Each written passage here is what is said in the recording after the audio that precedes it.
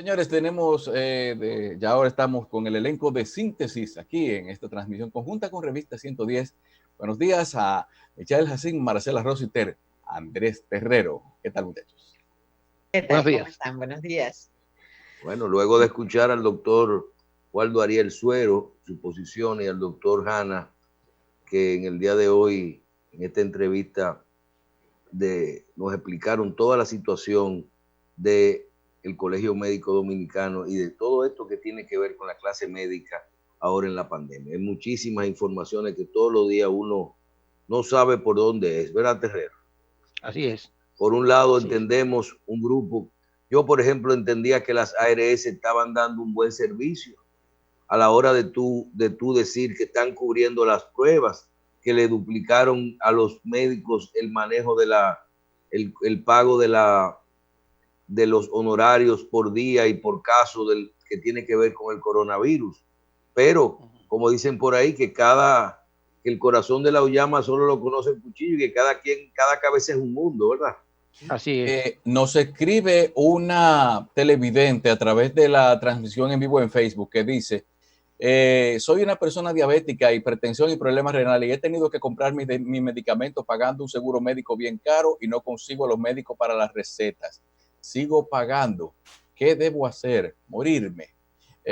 Y también personas que dicen que hay médicos que, aunque ellos tengan su seguro que les permite hacer muchas cosas, no, si el médico no asiste, si el médico no hay una vía de contacto con él, no hay forma entonces de hacer valer lo que ese seguro le cubre a la persona. Mira, yo le diría a esa persona que yo he estado haciendo alguna diligencia y que trate de acercarse a los médicos, porque los médicos han creado diferentes alternativas para poder manejar esto de las enfermedades y tienen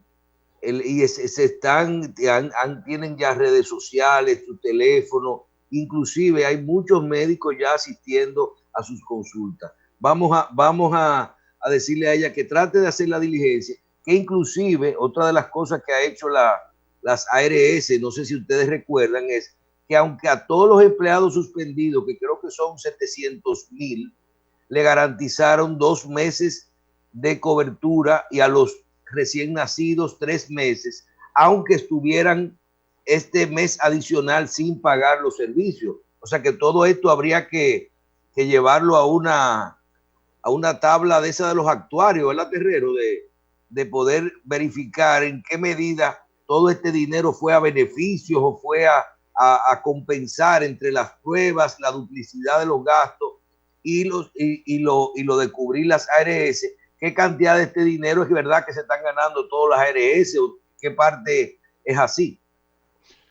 No, bueno, realmente tú sabes que hay mucha especulación con el tema de tanto las ARS como las AFP. La gente no ha entendido muy bien, pero yo pienso que el factor principal es falta de comunicación y orientación. Las propias ARS y las AFP se han encargado de no promover lo que están haciendo, sus negocios, y eso ha creado una duda en la gente. Y ahora es muy difícil quizás recoger todo eso en el medio de la crisis. La gente ha etiquetado como empresas que se han llevado todo el negocio, todos los beneficios que no reciben los cotizantes. Pero, por ejemplo, en el caso que tú dices de que no son las ARS que van a pagar los 60 días, y que esto habrá que revisarlo si se extiende todavía más. Fíjate que cuando hablamos con Vargas, les explicó que hay un artículo de la ley que establece con un fondo especial de que la TCS paga ese dinero. O sea, las ARS no están cubriendo seguro a nadie, ayudándole a los cotizantes. No. Hay un fondo que lo tiene la TCS de unos excedentes que cubre esos 60 días para esas personas que están suspendidas, porque la ley del Código de Trabajo no considera personas suspendidas, sino como personas canceladas. Claro. También hay que recordar a la señora que es diabética que se comunicó al programa diciendo que cómo consigue su receta para sus medicamentos.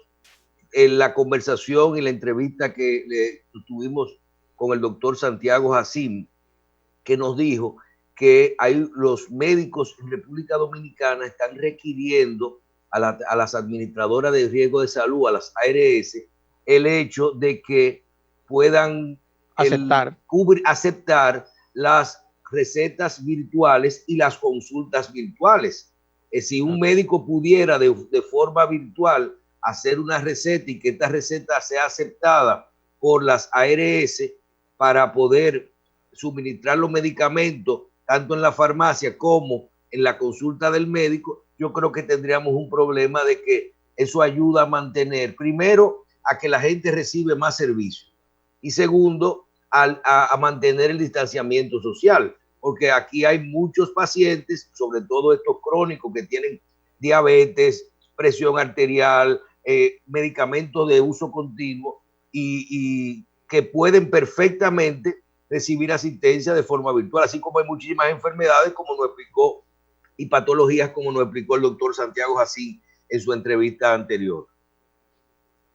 Así es, así es. Yo pienso que mira, Michelle, hay tantas cosas que pasan alrededor de la medicina, alrededor de los médicos. En la pausa hablábamos con Marcela. Fíjate que aquí el doctor Waldo Ariel Suero ha dicho que los más sacrificados y los que están más expuestos a los riesgos son los médicos y que son los que menos protegidos están. Es una labor quizá, bueno, diríamos que eso es lo que está diciendo el presidente del Colegio Médico. Nosotros no tenemos las evidencias de decir que es así. Yo entiendo que el gobierno también ha dicho que está protegiendo al equipo médico. Pero fíjate cómo lo que pasó en Nueva York, y Marcela tiene el dato ahí, de que una especialista, jefe de emergencia del hospital, de una dependencia del Hospital Presbyterian de Columbia University en Nueva York, se suicidó. Se suicidó la señora porque ella decía que se sentía impotente, Michelle, viendo sus pacientes morir sin poder hacer nada. Esa área del hospital es con menos capacidad de respuesta que el hospital Presbyterian, que tú y yo conocemos, que hemos ido ahí en la 168 y Broadway. Esto está un poquito más alto, Manhattan. La señora se contagió con el virus, con sus pacientes, se recuperó del virus, volvió a trabajar en la emergencia y posteriormente le dijeron, no, vaya a descansar. Y se fue a un estado diferente de Nueva York y se suicidó. Su padre, que es médico, ella también trabajaba en mi área, explicaba todo eso. ¿Hasta qué punto? Fíjate que William Hanna, al principio, cuando hablamos con Hanna aquí, hablaba de que había que crear un equipo de apoyo psicológico y psiquiátrico, vamos a decir, a los médicos que están con un trauma mirando las cosas y ver impotentes. Yo estoy viendo unos reportajes que está haciendo, por ejemplo, el periódico El Día y Alicia Ortega, que está metido en las UCI, en el equipo de cuidados intensivos. Óyeme, mirando, trabajando día a día y con su paciente, y como tú ves esa gente, con el problema del fallo de la respiración, señores, que es donde ataca por los pulmones, ataca el virus. ¿Hasta qué punto es difícil para un médico ver todo esto? Marcela, tú tienes un detalle ahí de la doctora. Sí, ella era la doctora Lorna Breen. Había sido directora médica de urgencias del Hospital New York Presbyterian en Manhattan y era jefa del departamento de urgencias de este hospital de Nueva York, donde se suicidó el domingo pasado, justamente después de pasar varios días al frente de esta institución, donde ella llamaba el frente de batalla contra el coronavirus en una de las ciudades más azotadas por la pandemia, como lo es Nueva York. Y confesó a sus familiares que no soportaba ver morir a tanta gente. Nosotros, inclusive, tú sabes que hay tantas cosas en las redes ahora, Marcela, que uno ve cosas y no puede creerla. Inclusive salió algo de que un científico japonés había dicho que el virus se creó y después la persona dijo que no era verdad, que no había dicho eso. Le ponen a Putin hablando un tema en su idioma, lógicamente, y alguien traduciendo y dice que dice una cosa. Yo me cuido mucho y cogí ese audio de Putin y se lo mandé a Carlos Castillo, ¿cómo se llama? De Castillo, que trabaja con nosotros. Ajá. Y le dije, mira, tradúceme eso, como tú estuviste en Rusia, tradúceme qué es lo que está diciendo. Dice, lo que está diciendo Putin No tiene nada que ver con lo que están diciendo. Nada que ver con lo que están diciendo. Yo hice lo mismo con una amiga rusa. Exacto. Nada. Y yo le mandé la información a... En la elaboración de noticias falsas, se usa mucho crear un audio que se sobrepone a una imagen de una persona, pero se busca un texto para elaborarlo, que sean frases muy parecidas a lo que es en lo que él ha dicho en formas anteriores, así dificulta un poquito la verificación. Y que coincida con los gestos, también con los gestos, ¿entiendes? Sí, pero yo que yo hice ayer, cuando vi la noticia de la doctora, se lo mandé al doctor La Antigua, que es de los jefes del Presbyterian. Y doctor, mire, confírmeme esta noticia. Entonces me dice, confirmado, Terrero, es una empleada de nosotros, una funcionaria de nosotros, que tuvo este problema y me lo confirmó, y bueno, por eso lo hablamos aquí, porque uno no sabe ahora lo que va a decir, ¿entiendes? Con estos temas. Pero es muy lamentable, y ojalá, mira, nosotros, gracias a Dios, no hemos tenido, por lo menos en República Dominicana, ningún caso que haya reportado con estos temas de la diferencia que hay, las debilidades que hay en los hospitales, que debe haber más carencia que en Nueva York. O sea, pues, si en el Presbyterian una doctora se suicida porque se siente incapaz o impotente, ¿qué podría pasar en República Dominicana? Que tenemos tantas precariedades, ¿verdad? Bien, señores, hay algunos temas que quiero brevemente mencionar antes de pasar a la participación de Nina Rodríguez que tenemos en el día de hoy. Primero, hay que decir que algunas noticias que nos llaman la atención, independientemente de los datos que ya tenemos todos, y es, anuncian la Organización Mundial de la Salud que 7 millones de embarazos no deseados vienen de la pandemia, salen de la pandemia. ¿Cuántos muertos habrán? No habrán 7 millones. 7 millones de embarazos no deseados por falta de anticonceptivos. Y yo le agrego, y de no poder comprar anticonceptivos, yo le agrego, y por tranquilidad y cantidad de veces que la gente se está en eso en su casa, en la cuarentena, porque no hay mucho que hacer. Entonces ahí tenemos 7 millones de personas nuevas que tampoco van a poder inventar mucho para salir de eso porque no tienen dónde ir. Entonces vamos a decir que a los médicos ginecólogos que se preparen, que le llegan 7 millones de oportunidades dentro de la pandemia a atender y hacer esos partos, ¿verdad? Es importante hablar de esto. Por otro lado, nos llama mucho la atención en el caso que siempre tratamos, que es el caso laboral, de esa gente que ahora se está quejando en las empresas, que son la gente que se han encargado de tener posiciones y de querer, son empleados eficientes, son las personas que lo resuelven todo, son las personas que se convierten en indispensables, las personas que manejan todos los temas de todas las áreas de todo el mundo. Pero ahora les llegó el problema de que en la cuarentena son los que tienen que trabajar, ¿verdad? Son los que tienen que trabajar. Cuando usted se dedica a ser la persona que hace todo y se convierte en indispensable, se convierte en la persona que lo sabe todo, en el momento del problema, usted tiene que seguirlo haciendo todo, ¿verdad? Porque usted tiene esa virtud. Entonces, no se queje que usted fue el que llamó a esa actitud, ¿verdad? Hay mucha gente que le escribe cosas a uno que llaman. Las personas que están haciendo y que tienen tiempo para escribir cosas, recomendaciones. Ahí vimos unas de los agentes inmobiliarios que están haciendo unas recomendaciones excelentes de cómo ir abriendo la economía y ampliándola. Y la verdad que cuando todos estos estudios comiencen a salir, van a salir muchas ideas y muchos planes interesantes en República Dominicana y en el mundo para poder, en todos los aspectos, en el aspecto médico, en el aspecto económico, en el laboral, en cómo se vuelve a aprender la economía. La verdad que es interesante. Inclusive, Andrés conoce este tema más que yo. ¿Cuántas propuestas ayer pude ver, hablando de la seguridad social? Ayer pude ver hasta Ito Bisonó con una propuesta genial, el Congreso aprobando que si le van a dar el 30% a la gente. Me llaman de Estados Unidos y me dicen, no, porque en República Dominicana se puede devolver a los que han cotizado, pero que al final no van a llegar el número de cotizaciones completos. se puede devolver a los que se han muerto, que hay mucho dinero guardado, se puede devolver lo otro. ¿Cuánta gente que sabe mucho del sistema y que uno realmente le llama la atención en este momento, Andrés? Sí.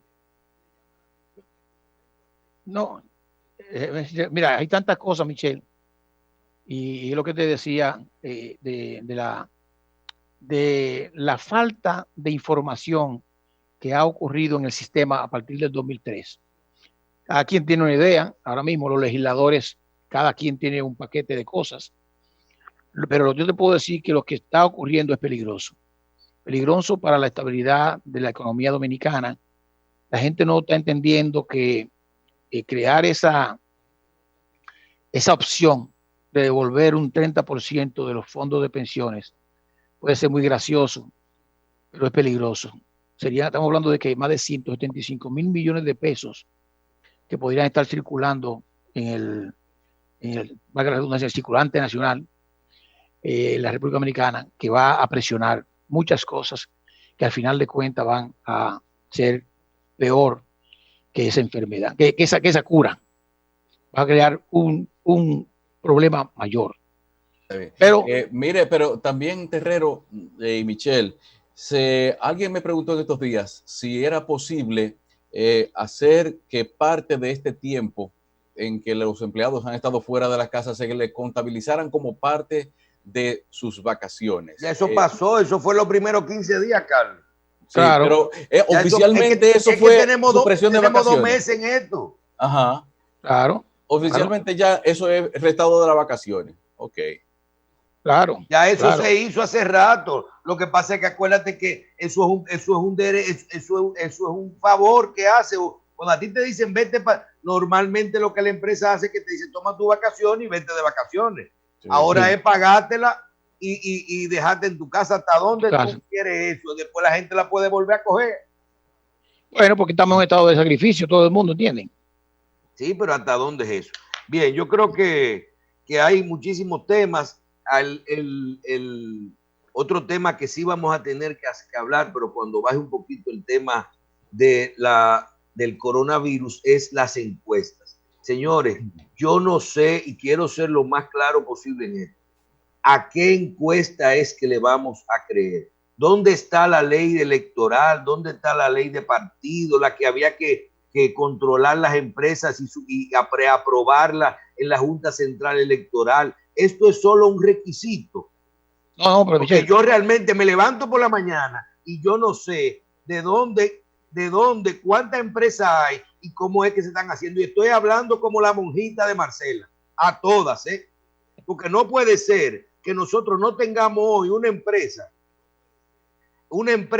que te diga a ti lo que es la intención del voto, la realidad del panorama político, organismos independientes realizando encuestas y mandándola a hacer. La diferencia entre una encuesta comercial, una encuesta para publicar, una encuesta de trabajo, no sé, porque van a parar locos mucha gente. Ahora, ¿a dónde está la credibilidad de esto? Porque se perdió totalmente, Andrés. Sí, pero esas empresas están registradas, Michelle. O sea, las empresas que están haciendo las encuestas están registradas. Pero el registro es solamente para registrarse. O se supone que la empresa debe, ok, me voy a registrar y después voy a poner los resultados que yo quiera. No, porque se supone que es un trabajo científico que han hecho cada quien. No hay posibilidad que 4 trabajos científicos del mismo día y de la misma semana tengan una diferencia totalmente inversa una de otra. No tiene lógica. No tiene lógica, estoy de acuerdo contigo. Eso no lógica, no, eso no tiene sentido. Sí, sí. Además, las encuestas, la gente no está viendo lo que es la intención del voto, la capacidad de gente de llevar a votar, los adeptos del partido, el tamaño del partido. ¿Quién usted cree que va a ganar? ¿Qué va a pasar? Eso es una cosa. Y otra cosa es las estructuras políticas que hay en todo esto. ¿Verdad? Bien. Sí, así es. Sí, está bien. Bueno, Michelle, vamos, ¿te parece si hacemos una pausa y volvemos a unos instantes? Vamos a continuar. Continuamos entonces. Bien, tenemos ya para hablar oportunamente y con muchas inquietudes, vamos a recibir entonces a la profesora Nina Rodríguez, que está acompañándonos ahora en el programa Síntesis, como es habitual, siempre comparte con nosotros. Y tras darle los buenos días queremos expresarles, tomarnos la libertad de hacer nuestra primera inquietud, es la de la transferencia de responsabilidades que muchos padres sentimos tener ahora de parte de los maestros con lo de la educación a distancia. ¿Algún consejo para lidiar con esta situación y qué es lo que desde su punto de vista correspondería como lo más correcto para mantener un ambiente próximo o familiar al ambiente educativo desde la casa? Buenos días, Nina. Buenos días, Carlos. Buenos días, Michelle, Andrés, Marcela. Qué bueno podernos ver de esta nueva forma. Sí, nos estamos dando cuenta que podemos trabajar de muchas formas y de muchas maneras y que de todas maneras es efectivo. Este punto que mencionabas, Carlos, al igual que todas las situaciones que se han tornado de manera inesperada y para lo cual no estábamos preparados ni económicamente, ni emocionalmente, pues hemos tenido que realizar cambios y adaptarnos a esos nuevos retos. Efectivamente, con el tema de la educación ha sido uno de los temas, educación en casa, que más ansiedad ha generado, porque de hecho, de por sí es una situación que a todos nos genera ansiedad. ¿Qué va a pasar? ¿Qué va a pasar en el aspecto laboral? ¿Qué va a pasar con el aspecto salud, que es el más importante en este momento? ¿Qué va a pasar con las escuelas, con los colegios? O sea, que hay un sinnúmero de situaciones que nos generan esa ansiedad. Por otro lado, agregándole de que muchas personas tenían un ritmo de vida de salir de las casas, despedir a sus hijos, y bueno, y están las clases por la tarde, y ahora nos vemos todos en un mismo espacio, reducido a un mismo espacio, y haciendo la labor de una maestra, que no todos tenemos esa vocación, porque si no fuéramos todos docentes, y no es tan fácil, hay que tener una vocación. Y realmente, pues desde el Ministerio de Educación se han hecho grandes esfuerzos, los colegios privados, de que esa educación pueda continuar en casa para los padres. Nina, hay una información y quiero que con esto iniciemos esta pequeña participación que te hemos pedido a última hora que tengas. Y es, ayer pasaron dos cosas interesantes a nivel del Ministerio de Educación. Una, que se anunció formalmente que el año escolar termina el 19 de junio. Cosa que nos llama la atención porque no sabía que estábamos abiertos a nivel público, pensaba que estaba suspendido. Se está dando clase, ¿qué ha pasado? Y segundo, ¿qué significa que termine el 19? Y segundo, esta palabra del ministro, que aunque lo invitamos para la próxima semana, que dice también ayer, que va a mediar con los colegios privados para ayudar con el pago. Eso de mediación significa porque no tiene injerencia en los colegios privados, sino que puede ayudar con este caso. Hablan de esas dos informaciones oficiales para nosotros poder especular y ver todo eso. Pero claro, ¿cuál es la realidad de la educación en este momento? Como Ministerio de Educación rige las políticas educativas en todos los ámbitos, tanto en las escuelas, que son las públicas, como en los colegios, pero son las políticas educativas en el país. Ya lo que es la parte administrativa son empresas, los colegios son empresas y se rigen por sus políticas. Por supuesto, siempre hay un punto de mediación y de apoyo como empresa y como institución educativa, que es el Ministerio de Educación. Se pide una flexibilidad en todos los ámbitos, desde los bancos, las empresas, igual afecta a los colegios, por supuesto. Los colegios tienen un tema de contratación. Le pedimos a los padres una flexibilidad para esos pagos, el periodo de reinscripción que correspondía ahora, más sin embargo, yo no puedo dejarle pagar a mis docentes, a mis empleados administrativos. Y hay una situación como la tienen todas las empresas. La puede tener una ferretería en este momento, la puede tener un supermercado en este momento.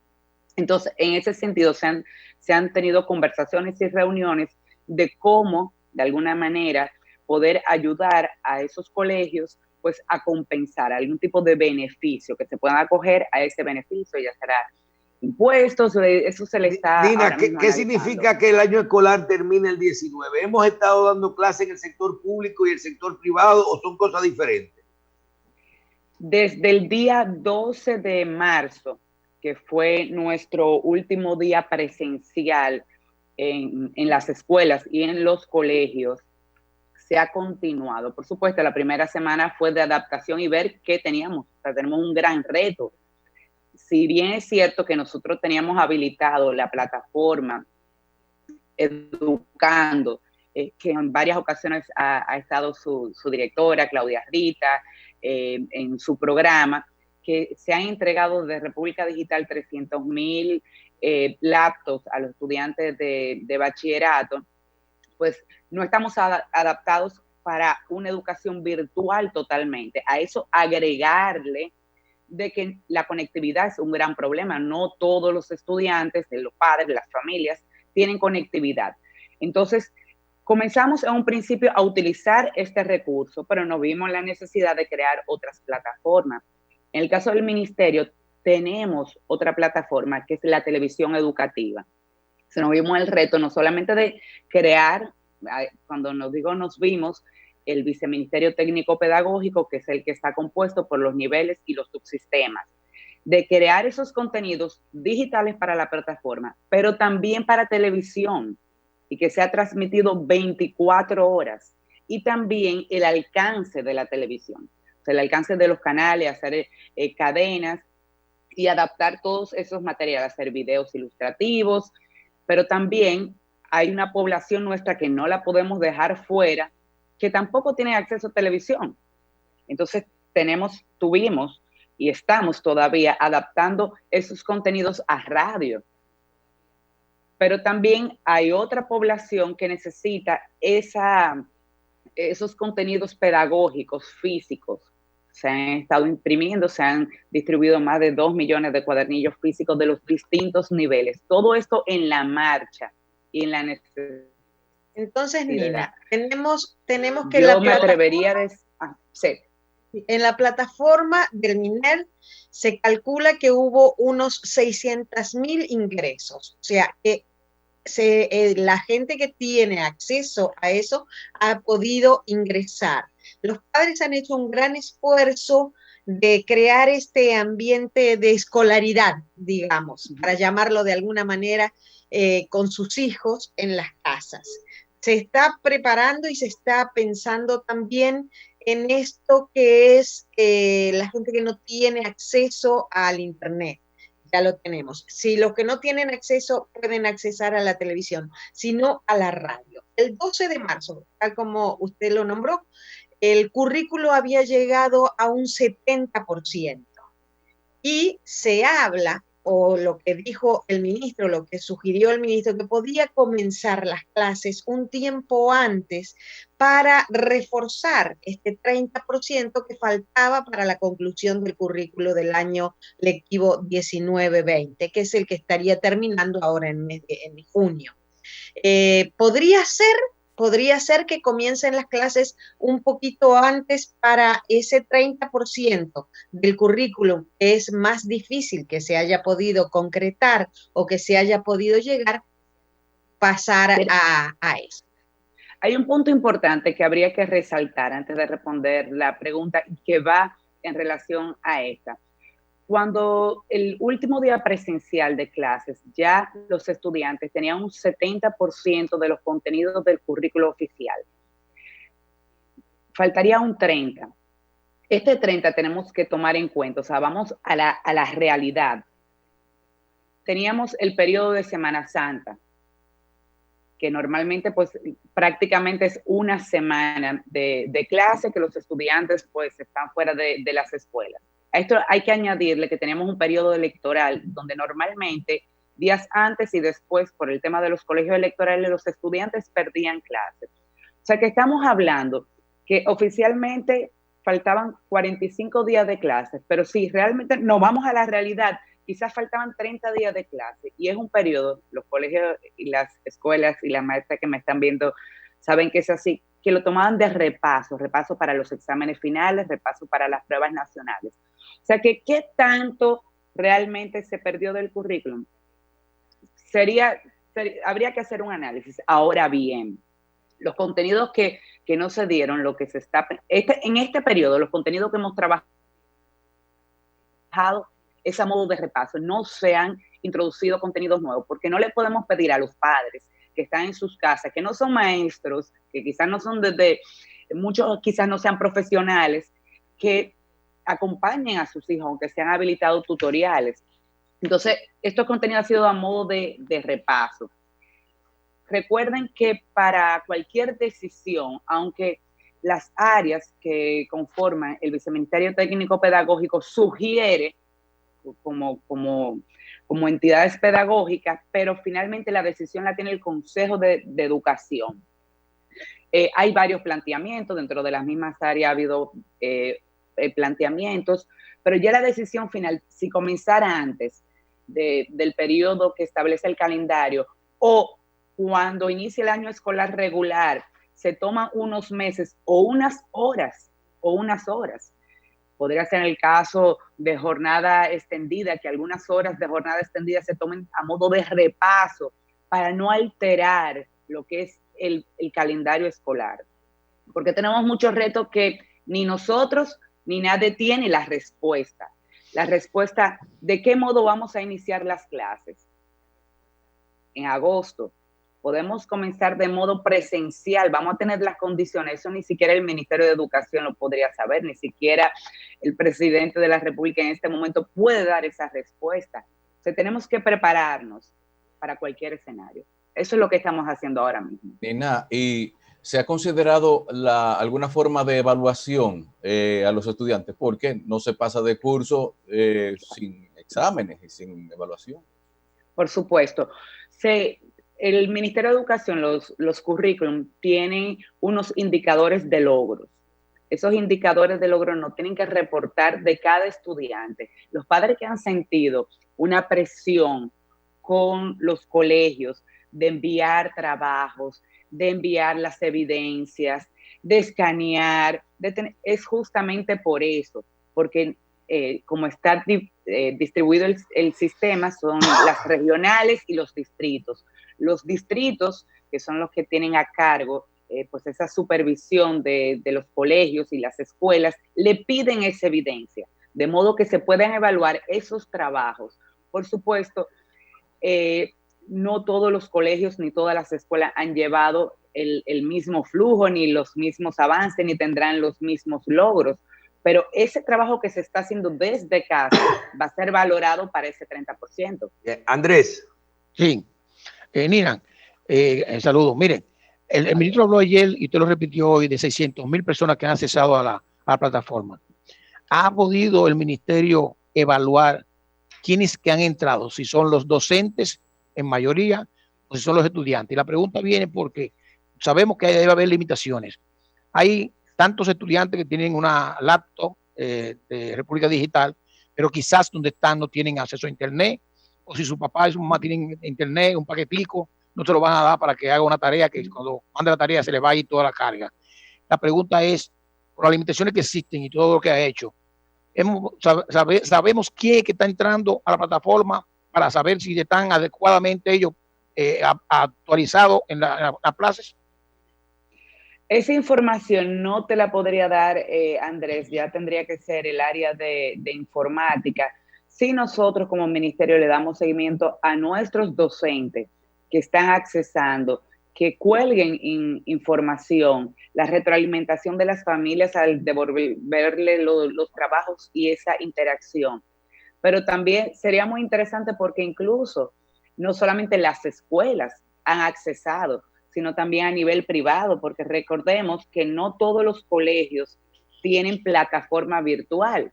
Entonces también los docentes de los colegios privados y los estudiantes han migrado a esa plataforma del Estado. O sea que sería una pregunta muy interesante y lo que me comprometo a darte la respuesta luego. Ok, bueno, perfecto. Señores, perfecto. Se nos fue el tiempo. Vamos a darle las gracias a Nina Rodríguez y vamos a decir que aquí se va a hablar mucho el tema de educación. Aquí se dice que si nos quedamos con educación virtual y se mantiene lo de República Digital y las plataformas, se monta todo, se termina todo de montar a nivel tecnológico del Ministerio de Educación, que inclusive los colegios, hay muchos colegios privados pequeños que tienen miedo de desaparecer porque hay padres que dicen, si es virtual, y es gratis, yo me voy a economizar esos 100,000 pesos que yo pago. Claro. Entonces, es una realidad. El futuro es interesante en los aspectos de educación. Nina Rodríguez, gracias Carlos, Marcela Herrero. Nos vemos en las retransmisiones durante todo el día y mañana desde las 5 de la mañana aquí en Revista 110 y Síntesis, una transmisión conjunta durante el tiempo de COVID-19. Adiós. Bye, hasta mañana. Adiós. Adiós, Hasta Nina. mañana.